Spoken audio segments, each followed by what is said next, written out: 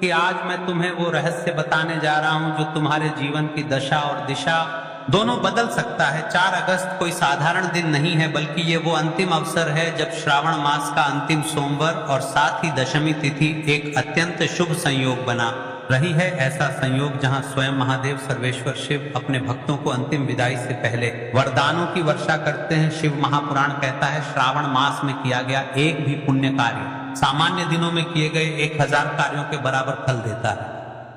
कि वही कार्य श्रावण मास के अंतिम सोमवार को किया जाए तो उसका फल असंख्य गुना बढ़ जाता है। आज 4 अगस्त को श्रावण का वह आखिरी दरवाजा खुला है जहां से हम शिव को विदा करेंगे। पर यदि उस समय तुमने 108 चावल के दाने और 1 हल्दी का दीपक अर्पित कर दिया तो समझे तुमने शिव को मन घर में जीवन में स्थायी रूप से बिठा लिया। हे माताएं, हे बहनें, यदि पूरे श्रावण में आप व्यस्त थीं, समय नहीं निकाल पाई, कोई उपाय नहीं कर पाई तो कोई बात नहीं, पर आज चूक मत करना क्योंकि ये अंतिम सोमवार है। बार ये योग पूरा 1 वर्ष बाद आएगा। कितनी बार तुमने कहा होगा काश मेरी मनोकामना पूरी हो जाए, काश बेटे की नौकरी लग जाए, काश मेरी बीमारी खत्म हो जाए, काश धन की कमी ना रहे। आज वह काश को सत्य में बदलने का दिन है जब तुम आज रात्रि को या दिन में श्रद्धा से 108 चावल के दाने और हल्दी से बना एक दीपक शिवलिंग के समक्ष अर्पित करोगे। तब शिव तुमसे कुछ नहीं पूछेंगे, ना तेरा नाम, ना तेरी जात, ना तेरी संपत्ति, वो केवल तेरी भावना देखेंगे, तेरी श्रद्धा देखेंगे, तेरा समर्पण देखेंगे। देखिए महाराज, एक महिला का पत्र आया है शिव महापुराण की कथा में, जिस महिला ने बताया है कि महाराज मैं श्रवण के अंतिम सोमवार के दिन इस उपाय को किया था, मेरे साथ क्या क्या चमत्कार हुआ। आज की इस कथा में हम इस पत्र को पढ़कर आपको बताएंगे।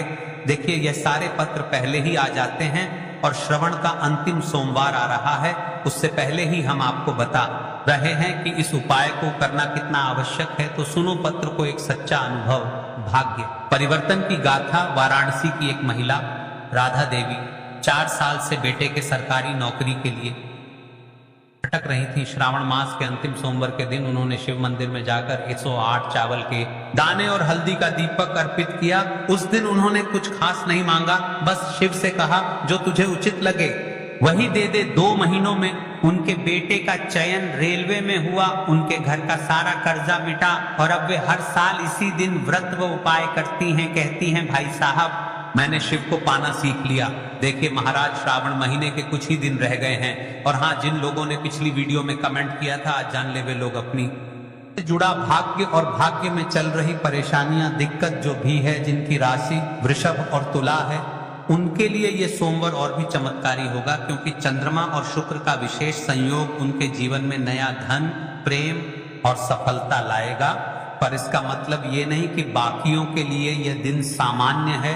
आज का दिन हर उस व्यक्ति के लिए है जिसने जीवन में संघर्ष किया है, पर अब आशीर्वाद चाहता है। यदि आप इस 108 चावल के जाने वाले उपाय को नहीं कर सकते तो कोई दिक्कत नहीं, लेकिन रात्रि में यह छोटा सा अवश्य कर लेना महाराज। यदि आप यह उपाय दिन में नहीं कर पाए तो रात्रि को सोने से पहले अपने घर के मंदिर में एयूएम नमः शिवाय का 108 बार जाप करें और एक हल्दी का दीपक शिवलिंग या फोटो के सामने जलाएं। बस ये छोटा सा कार्य शिव को संकेत देगा कि मेरा भक्त मुझे विदा कर रहा है, प्रेम से, श्रद्धा से, समर्पण से। देखिए महाराज, श्रावण का अंतिम सोमवार है मित्रों। श्रावण का यह अंतिम सोमवार एक संपूर्ण समर्पण का दिन है। आज यदि तुमने मन से एयूएम नमः शिवाय कहा, चलाया, चावल अर्पित किए, तो शिव जी जाते जाते तुम्हें वो देकर जाएंगे जिसका तुमने बरसों से केवल स्वप्न देखा था।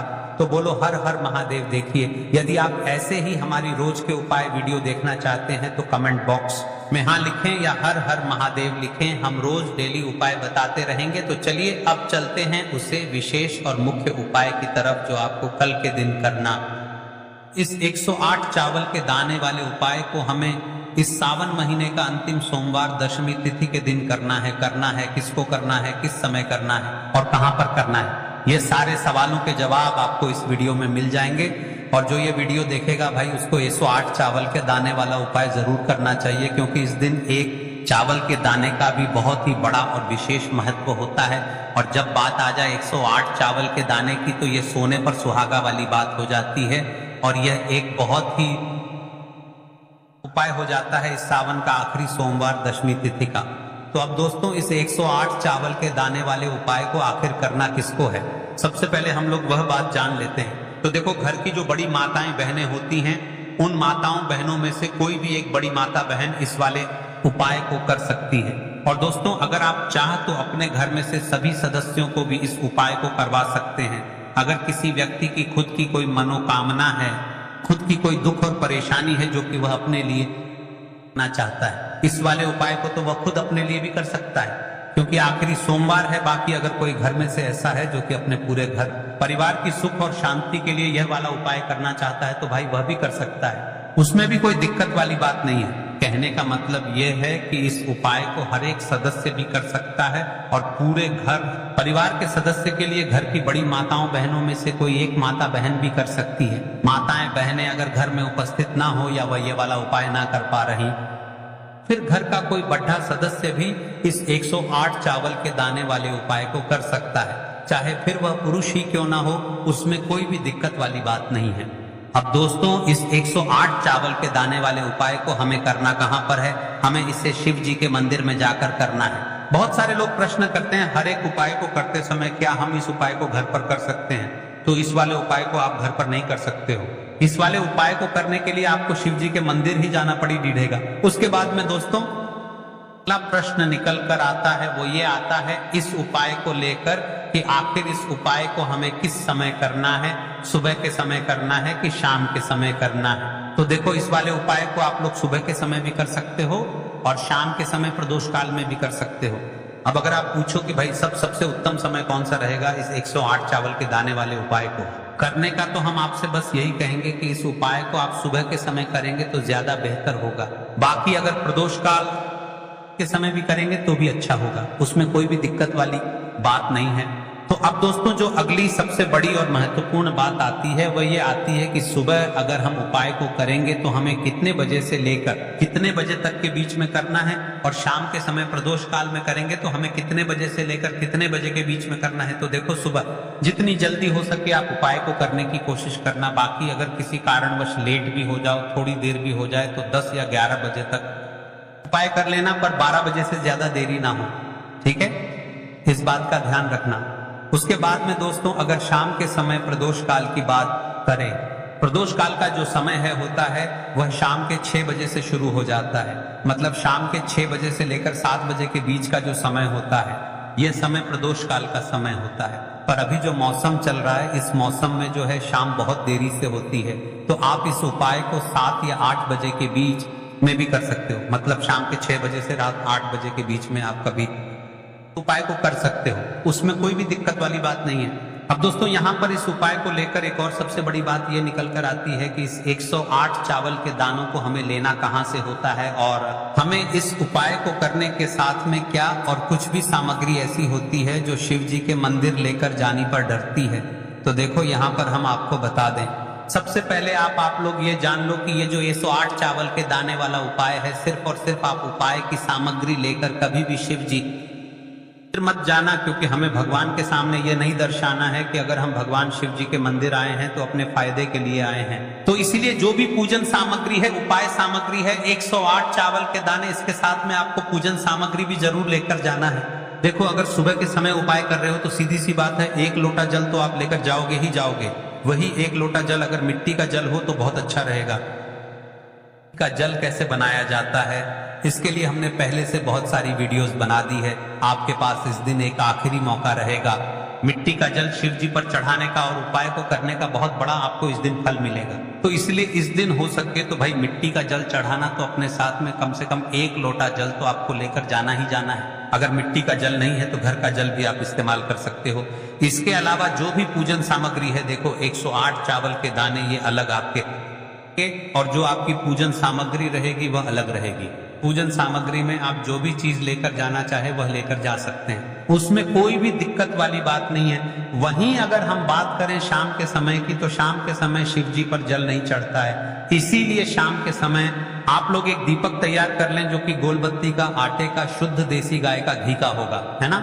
इस बात का आप लोगों को ध्यान रखना है, और इस दीपक को आपको घर से जलाकर नहीं लेकर जाना है, भगवान शिव जी के में जाकर ही जलाना है। इस बात का भी आप लोगों को ध्यान रखना है। अब दोस्तों यहाँ पर हमें इस बात को समझना है कि ये 108 चावल के दाने हमें लेना कहाँ से है। क्या हमें दुकान से लेकर आना है या हमें अपने घर से लेना है या कहाँ से लेकर आना है और कौन से चावल लेना है, क्योंकि चावल भी बहुत प्रकार के होते हैं।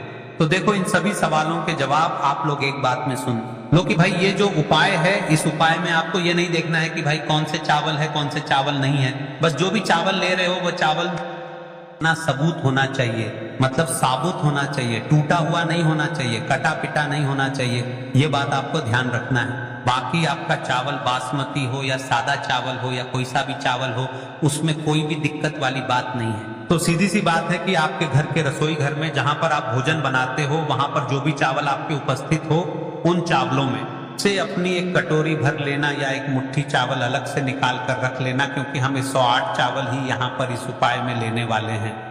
ये चावल के दाने गिनकर निकालने पड़ेंगे, इस बात का आप लोगों को ध्यान रखना है। तो अपने उस चावल की कटोरी में से या चावल में से 108 ऐसे चावल के दाने आप लोग निकाल लो जो कि टूटे हुए ना हो, कटे पिटे ना हो, जिनमें कोई दाग ना लगा हुआ हो, है ना। अच्छे साबुत चावल के दाने 108 दाने आप लोग निकाल कर रख लो और इन्हें किसी भी एक कागज की पुड़िया में या किसी एक छोटी सी कटोरी में आप लोग रख लो, ताकि यह सुरक्षित रहे, आपके एक भी चावल का दाना इधर इधर उधर ना हो और आपका उपाय भी पूरा अच्छे से हो। जैसे ही आपका उपाय की जो सामग्री है 108 चावल के दाने ये तैयार हो जाते हैं, उसके बाद में आपको जो भी अपनी पूजन सामग्री है, सुबह के समय कर रहे हो तो एक लोटा जल या पूजन सामग्री जो लेकर जाना चाहो उसकी भी तैयारी कर लेना, और शाम के समय जा रहे हो तो भाई अपना जो दीपक है उसे तैयार कर लेना, ठीक है। और उपाय को करते समय शुद्धता का विशेष रूप से ध्यान रखना, ठीक है। सुबह सुबह स्नान करने के बाद ही उपाय को करने की आप लोग तैयारी करना। उसके बाद अगर शाम के समय की बात, तो शाम के समय आपको स्नान करने की जरूरत नहीं है, पर शुद्धता का ध्यान रखना है। आपको स्नान तो नहीं करेंगे, आप हाथ मुंह धोकर भी इस वाले उपाय को शाम के समय प्रदोष काल में कर सकते हैं, इसमें कोई दिक्कत वाली बात नहीं है। तो आप अपने उपाय की पूरी सामग्री तैयार करके आपके पास ही में जो आपका शिव मंदिर हो वहां पर पहुंच जाइए। सबसे पहले शिव मंदिर में जाकर आप लोगों को उपाय नहीं करना है, पहले भगवान के दर्शन करना है, भगवान से आशीर्वाद प्राप्त करना है, फिर शिव जी के पास में आना है। शिवलिंग के पास में आने के बाद आप जो पूजन सामग्री लेकर आए हुए हैं, जैसे कि सुबह गए हुए होंगे तो एक लोटा जल और जो भी पूजन सामग्री लेकर आए हैं आप उनसे भगवान शिव जी की पूजन कीजिए। सबसे पहले तो एक लोटा जल ही चढ़ेगा, उसके बाद में आपकी पूजन सामग्री चढ़ेगी। उसके बाद में अगर दोस्तों शाम के समय अगर आप इस उपाय को कर रहे हो तो अपने साथ में कम से कम एक जो दीपक है गोलबाती का जो आप अपने साथ में लेकर गए हो, उस दीपक को मंदिर में जाकर अपनी माचिस से जलाना है। दीपक को शिवलिंग के पास में रखना है, ठीक है। इस दीपक को रखने के बाद ही आप लोगों को अपना यह वाला उपाय शुरू करना है, और दीपक को ज्यादा पास में मत रखना, वैसे भी गर्मी पड़ रही है, भगवान शिव जी को आंच नहीं लगनी चाहिए, है ना। तो भाई जैसे ही आपकी पूजा अर्चना हो जाती है आप भगवान शिव जी को प्रसन्न कर लेते हैं। उसके बाद में शिवलिंग के पास ही में आप कहीं पर बैठ जाइए, सामने या आसपास जिस जगह पर आपको बैठना हो वहां पर बैठ जाइए, और अपने वह 108 चावल के दाने अपने निकाल कर रख लीजिए, क्योंकि अब यहाँ पर उपाय को यहाँ पर करने की आपको तैयारी करना है।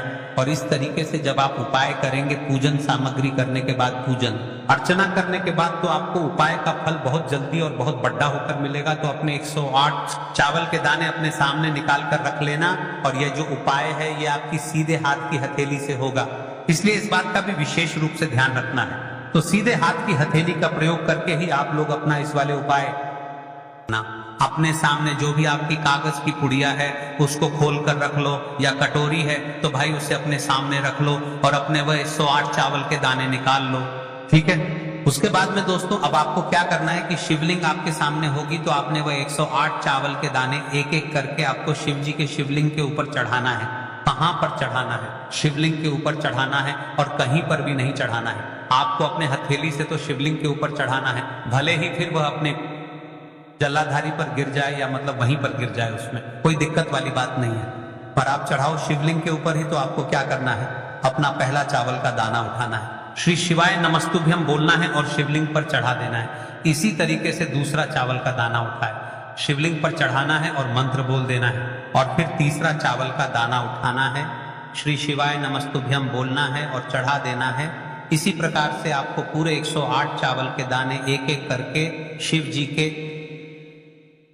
के ऊपर चढ़ाना है और भगवान से प्रार्थना करते जाना है। मतलब प्रार्थना तो आपको आखिरी में करना है, पर हर एक चावल के दाने को चढ़ाते समय श्री शिवाय नमस्तुभ्यम जरूर बोलना है।